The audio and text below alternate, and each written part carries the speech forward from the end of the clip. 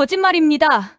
막내 며느리 미련의 목소리가 관아 마당을 울렸습니다.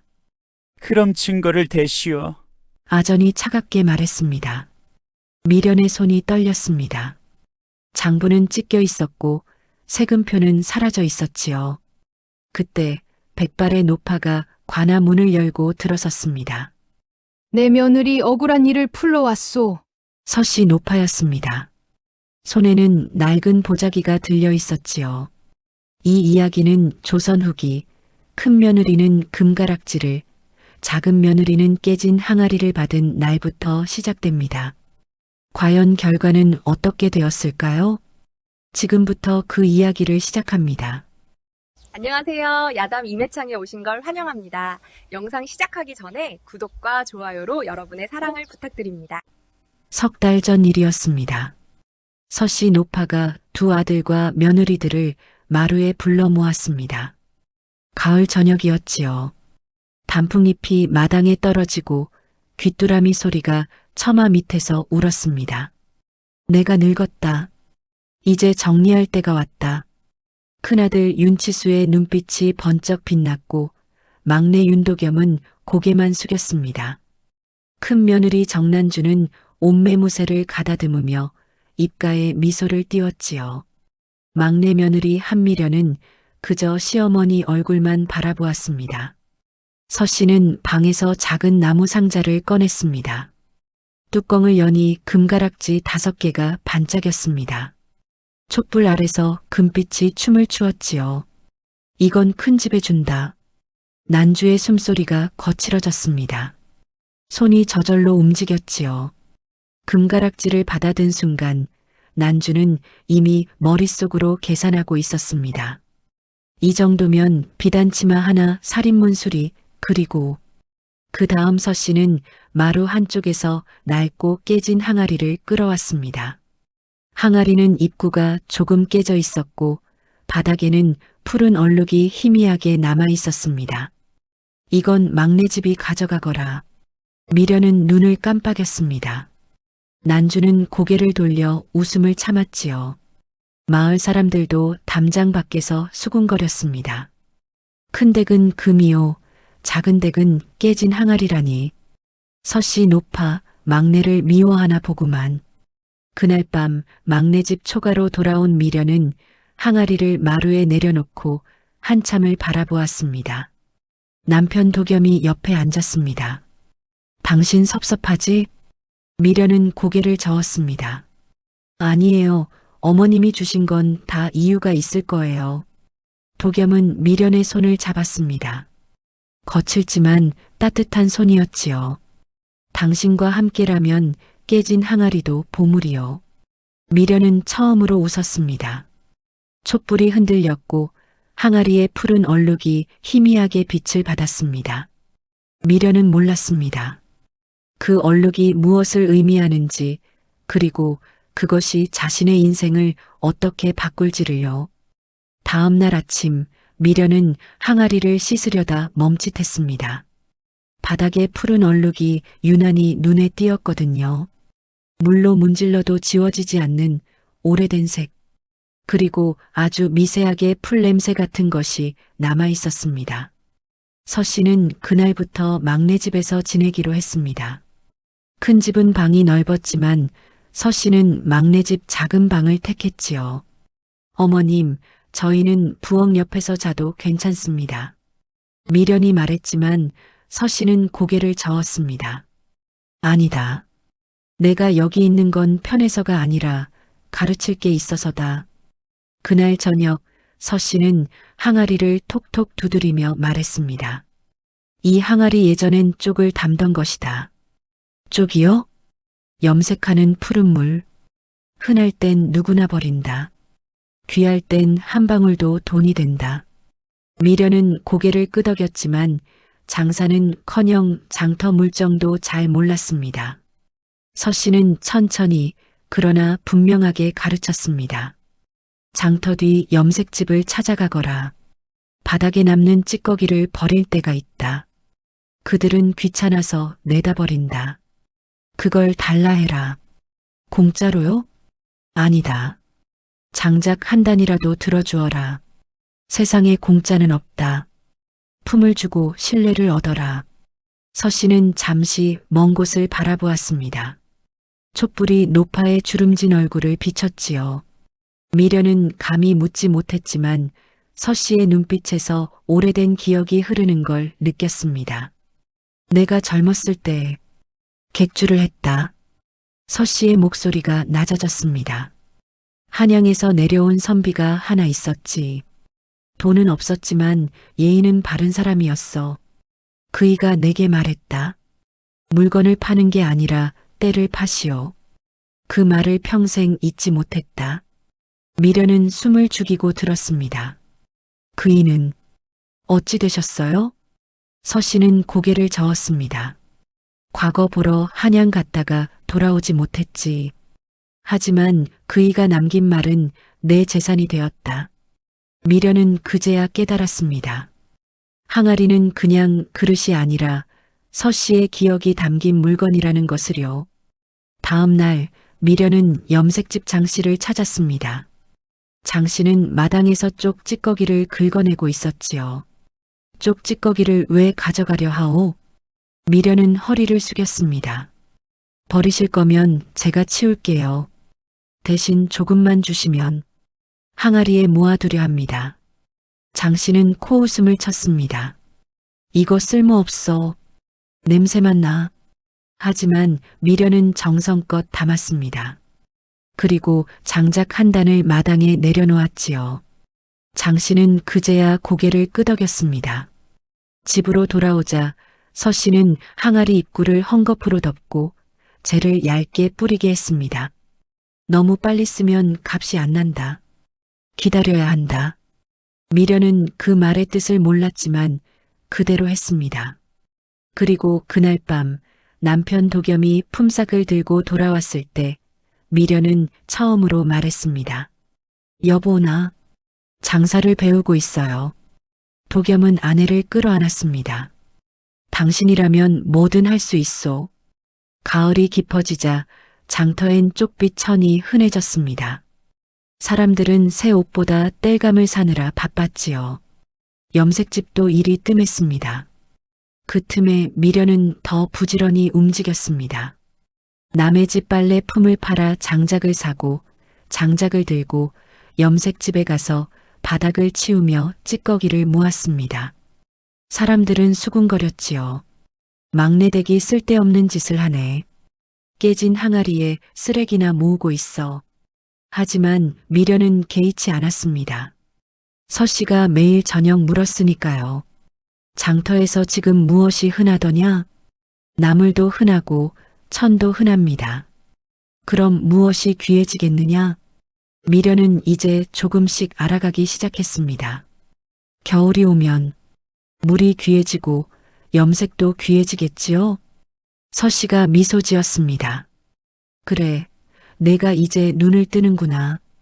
그리고 정말로 보름쯤 지나자 관아에서 소문이 돌았습니다.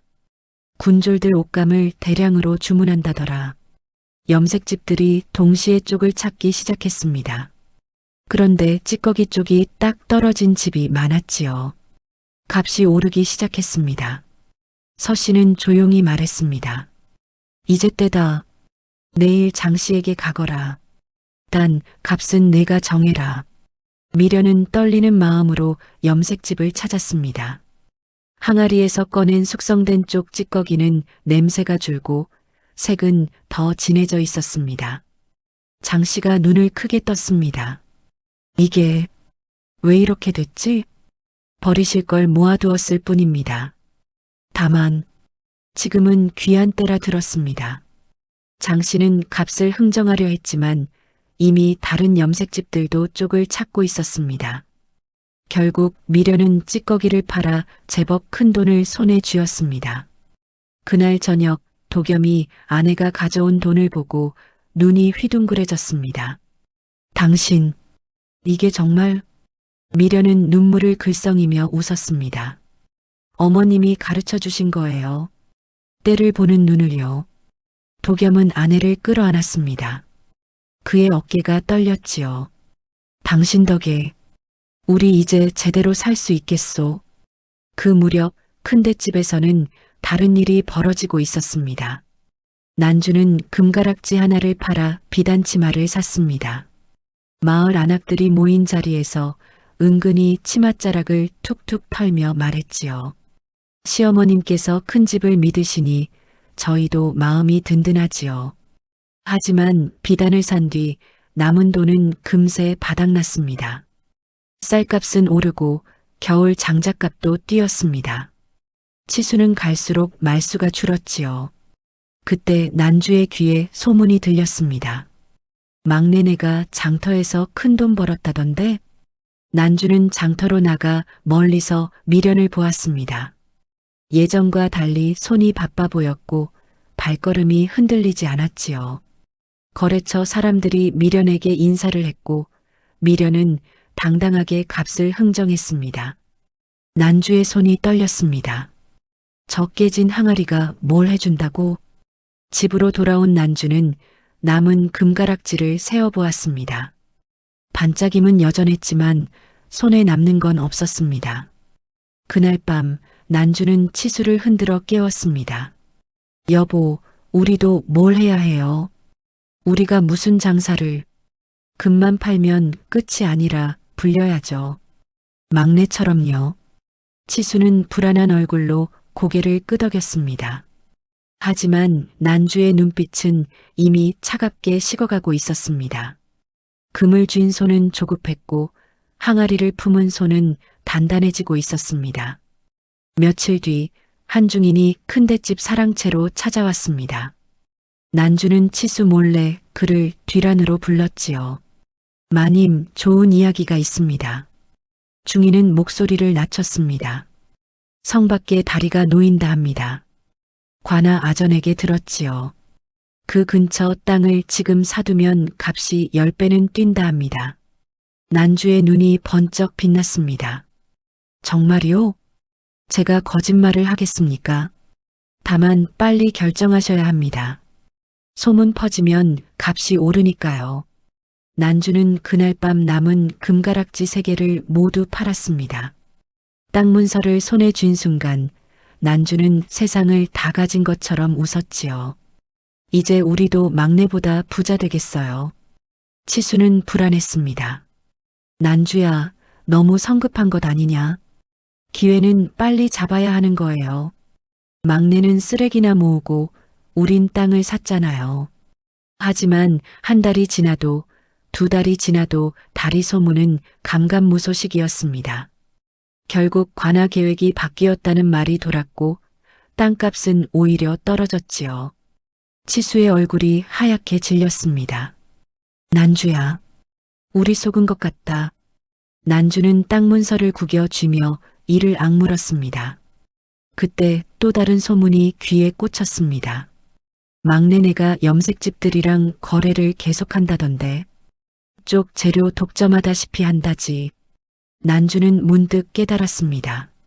자신은 한 번에 크게 벌려다 넘어졌고 막내는 작게 천천히 쌓아 올렸다는 것을요. 그날 밤 난주는 잠을 이루지 못했습니다. 금가락지는 모두 사라졌고 땅 문서는 휴지 조각이었습니다. 반면 막내는 깨진 항아리 하나로 집안을 일으켰지요. 왜 나는 안 되고 전혀는 되는 거지? 난주는 이불을 걷어차며 일어났습니다. 그리고 창문으로 막내 집 방향을 바라보았습니다. 불빛이 새어나왔지요. 서씨와 미련이 무언가 이야기를 나누고 있었습니다. 시어머니가 전현한테만 뭘 가르쳐 주는 거야? 난주의 가슴속에 질투가 아니라 증오가 피어올랐습니다. 이제 그녀는 장사가 아니라 다른 것을 생각하기 시작했습니다. 막내가 잘 되는 이유, 반드시 약점이 있을 거야. 며칠간 난주는 막내 집을 살폈습니다. 미련이 장터 가는 시간, 도겸이 품팔이 나가는 시간, 서씨가 낮잠 자는 시간까지 모두 기록했지요. 그리고 난주는 발견했습니다. 막내 집 창고 쪽 창문이 늘 조금씩 열려 있다는 것을요. 사람이 비는 시간이 많았습니다. 어느 날 저녁 난주는 헌 보자기 안에 소금 한 줌과 작은 주걱을 챙겼습니다. 치수가 물었지요. 어디 가오? 잠깐 뒷가네. 난주는 달빛도 없는 밤을 골라 막내 집 뒤편으로 돌아갔습니다. 심장이 미친 듯이 뛰었지요. 항아리만 망가지면 거래도 끊기고 시어머니도 다시 큰 집으로 오실 거야. 창고 창문에 손을 넣었습니다. 손끝에 차가운 항아리가 닿았지요. 난주는 주걱으로 소금을 퍼 넣었습니다. 이 정도면 발효가 망가지겠지. 그리고 난주는 조용히 사라졌습니다. 아무도 보지 못했습니다. 달도 별도 없는 밤이었으니까요. 하지만 난주는 몰랐습니다. 서씨 노파가 그날 밤 잠을 자지 않고 창가에 앉아 있었다는 것을요. 사흘 뒤 염색집 장씨가 막내 집으로 찾아왔습니다. 미련아, 지난번 그 재료 더 있느냐? 관아 주문이 또 들어왔다. 미련은 기뻐하며 항아리 뚜껑을 열었습니다. 그런데 얼굴이 굳었습니다. 색이 탁해졌고 냄새가 이상했습니다. 제대로 숙성된 쪽의 냄새가 아니라 썩은 물처럼 변해 있었지요. 어머님이 시키신 대로 했는데. 미련의 손이 떨렸습니다. 장씨는 찌꺼기를 손가락으로 비벼보더니 고개를 저었습니다. 이건 못 쓴다. 누가 물을 탄 거냐? 아니면 소금이라도? 아닙니다. 제가 그런 적 없습니다. 하지만 장씨는 이미 마음이 돌아섰습니다. 장사는 한번 실내 잃으면 끝이야. 미안하지만 다른 데를 알아봐야겠네. 그 소문은 장터에 순식간에 퍼졌습니다. 막내네 푸른 물 속에 팔았다더라.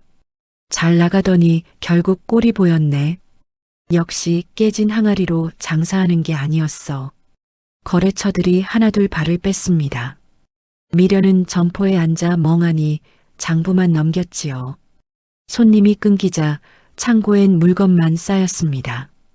그날 저녁 도겸이 품삯을 받고 돌아왔을 때 미련은 참았던 눈물을 터뜨렸습니다. 여보, 나 정말 그런 적 없어요. 근데 다들. 도겸은 떨리는 손으로 아내를 끌어안았습니다. 당신이 그럴 사람이 아닌 거 나는 알아. 그럼 누가 이런 짓을. 그때 방 안에서 서씨의 기침 소리가 들렸습니다. 서씨는 문을 열고 나와 미련과 도겸을 번갈아 보았습니다. 어느 날부터 장터가 너를 욕하더냐? 사흘 전부터요. 서씨는 고개를 끄덕였습니다. 그럼 그 전날 밤엔 무슨 일이 있었느냐? 미련은 기억을 더듬었습니다. 아무 일도. 잠깐 개 짖는 소리가 들렸어요. 근데 금방 그쳤고요. 서씨는 창고 쪽을 바라보았습니다. 사람은 흔들릴 때 본성이 드러난다. 서씨는 그날 밤 혼자 마루에 앉아 오래 생각했습니다. 그리고 다음 날 이른 아침 장터 짐꾼 복만을 조용히 불렀습니다. 복만아, 내게 부탁이 하나 있다. 말씀하십시오, 어르신. 밤에 우리 집 창고 근처를 지나다니는 사람이 있는지 사흘만 봐주겠느냐? 복만은 고개를 끄덕였습니다. 서씨는 품에서 작은 엽전 꾸러미를 꺼냈지요. 이건 품삯이다. 그리고 이건. 서씨는 작은 종이를 내밀었습니다. 내가 본 것을 여기 적어다오. 날짜와 시간, 그리고 사람의 생김새까지. 복만은 종이를 받으며 물었습니다. 어르신, 혹시 도둑이라도? 서씨는 고개를 저었습니다. 도둑보다 무서운 게 있다. 가족의 칼날이지. 그 말에 복만은 등골이 서늘해졌습니다. 한편 관아에서는 고발장이 접수되었습니다. 막내댁 미련이 불량 재료를 속여 팔고 세금도 빠뜨렸다는 내용이었지요. 고발인은 익명이었지만 아전 최이서는 눈치챘습니다. 글씨체가 양반댁 여인 솜씨인데. 이틀 뒤 관아 아전 최이서가 막내 점포로 들이닥쳤습니다. 고발이 들어왔소. 불량 재료를 속여 팔고 세금도 빠뜨렸다 하오. 미련은 얼굴이 새하얘졌습니다. 저는 그런 적이 없습니다. 그럼 증거를 가져오시오. 모레 관하로 출두하시오.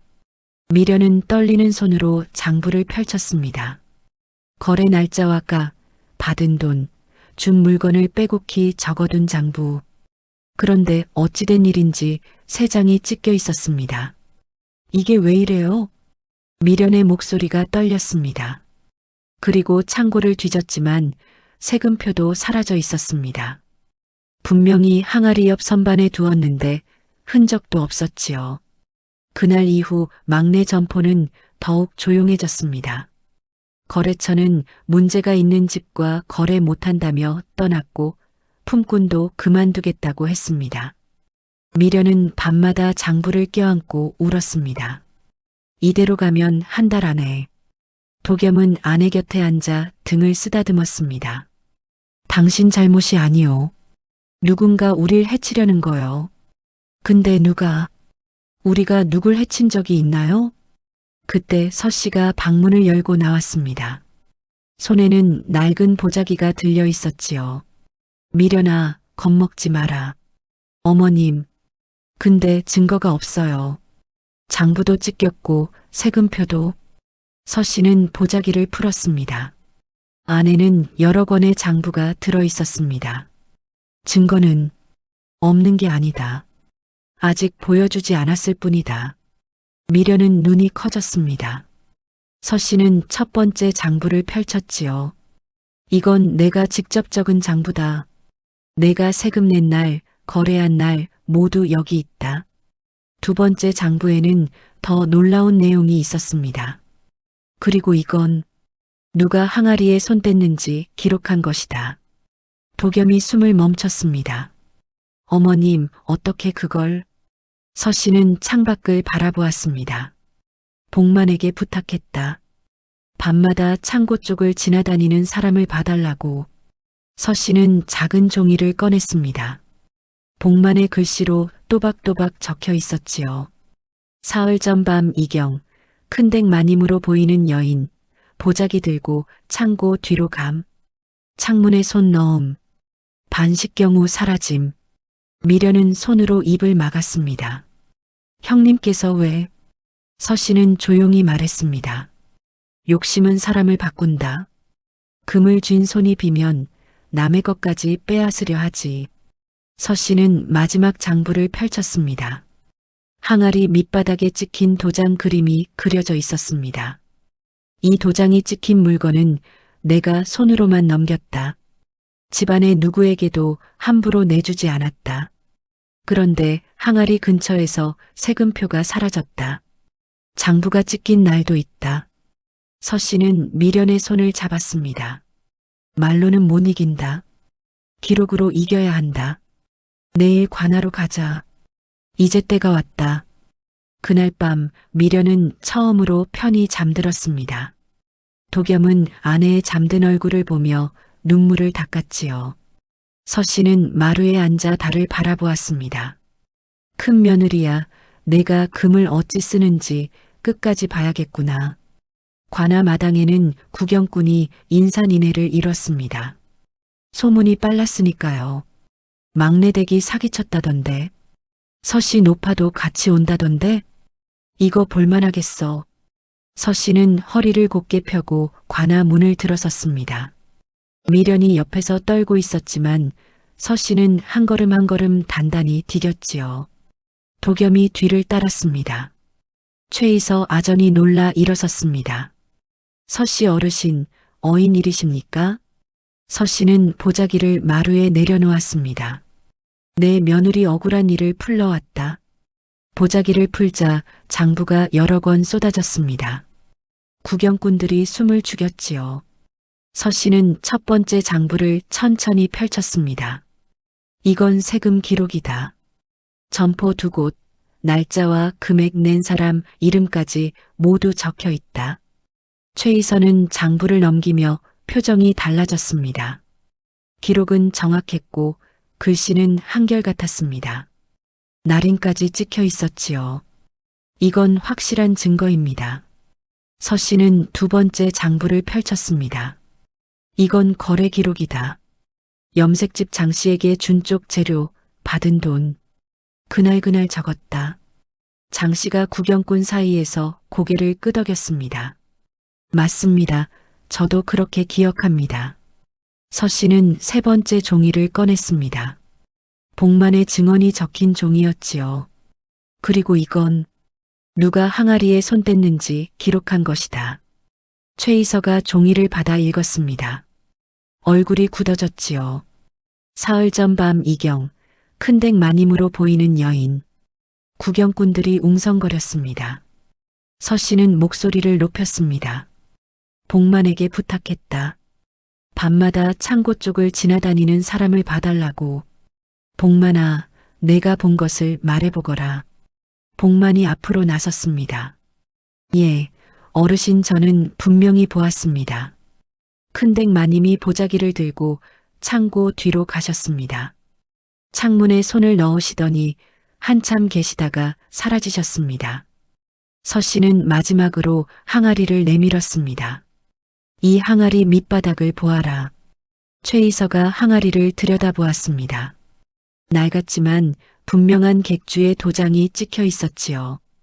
이 도장이 찍힌 물건은 내가 손으로만 넘겼다.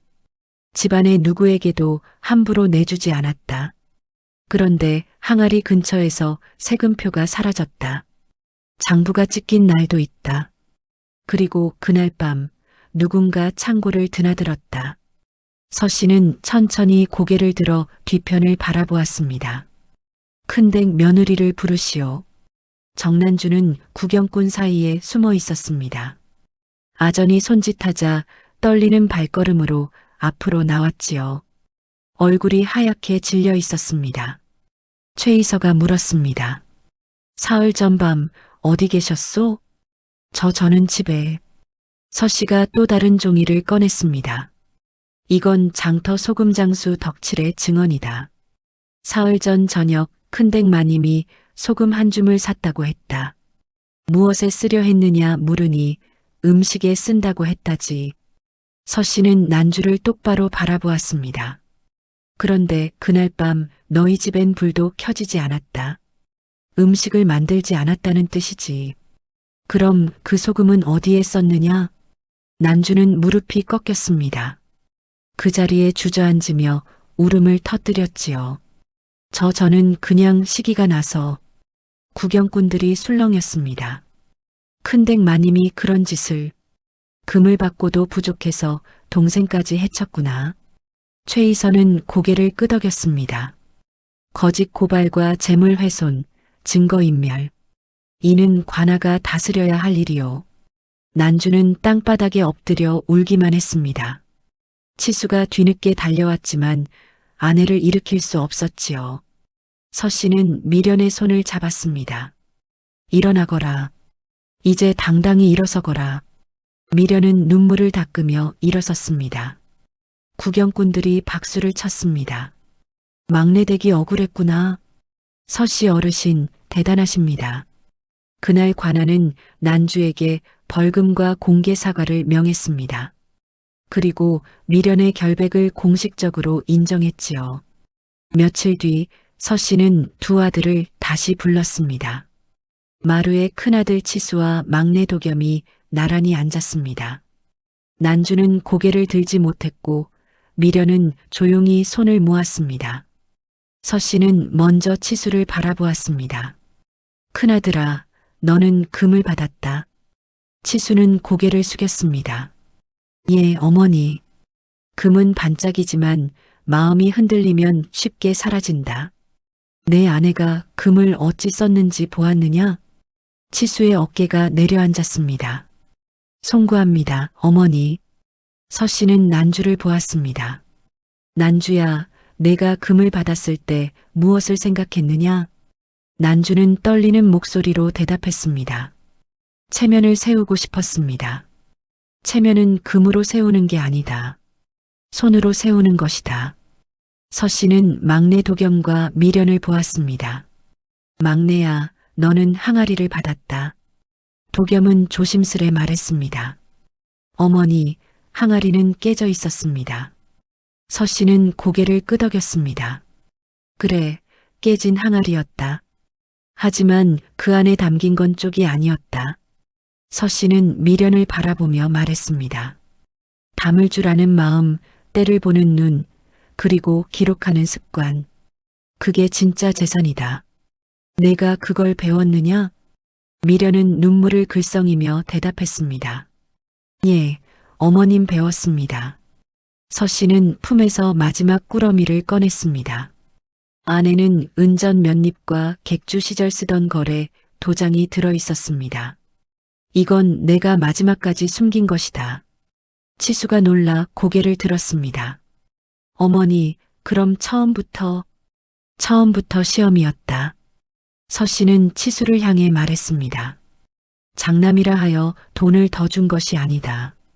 돈을 쥐었을 때 내가 어떤 사람이 되는지 보려 했다. 그리고 너희 부부는 금을 쥐고도 욕심을 이기지 못했다. 그리고 미련을 향해 말했습니다. 아무것도 없어 보이는 것을 쥐었을 때 내가 어떻게 살아내는지 보려 했다. 그리고 너는 포기하지 않고 배우고 기록하고 때를 기다렸다. 미련은 고개를 숙였습니다. 어머님, 저는 그저 할 일을 했을 뿐입니다. 서 씨는 미소 지었습니다. 그 할 일을 하는 사람이 드물다. 그것이 진짜 효도다. 서 씨는 도장을 미련에게 건넸습니다. 오늘부터 이 집안의 길은 막내 며느리에게 있다. 하지만 큰 집을 버리지는 마라. 가족은 사람으로 남겨야 한다. 미련은 떨리는 손으로 도장을 받았습니다. 예, 어머님. 형님께도 함께 일할 기회를 드리겠습니다. 난주가 고개를 들어 미련을 보았습니다. 눈가에 눈물이 고여 있었지요. 미련아, 미안하다. 미련은 난주에게 손을 내밀었습니다. 형님, 다시 시작해요. 함께요. 시간이 흘러 막내 점포는 더욱 단단해졌습니다. 미련은 탐욕을 부리지 않았고 거래처와 신뢰를 먼저 챙겼습니다. 난주도 처음엔 어색했지만 미련 곁에서 일하며 천천히 배웠지요. 치수는 도겸과 함께 품을 팔며 점포를 도왔습니다. 몇 해가 지나자 막내 점포는 청하 고을에서 가장 믿음직한 상점이 되었습니다. 서 씨는 손자들을 무릎에 앉히고 이야기를 들려주었지요. 할머니가 너희 어미에게 준 건 금이 아니라 길이었단다. 마을 사람들은 오래도록 이 이야기를 기억했습니다. 옛말에 이런 말이 있습니다. 금은 눈을 부시게 하지만 길은 발을 단단하게 한다. 진짜 상속은 재물이 아니라 사람을 키우는 것이고 진짜 효도는 말이 아니라 손으로 하는 것입니다. 여러분의 고향은 어디신가요? 댓글로 남겨주시면 다음 이야기의 배경으로 삼겠습니다. 다음 영상을 빠르게 만나보시려면 좋아요와 구독을 눌러주세요. 그럼 더 재미있는 영상으로 찾아뵙겠습니다. 모두 행복한 하루 보내세요. 감사합니다.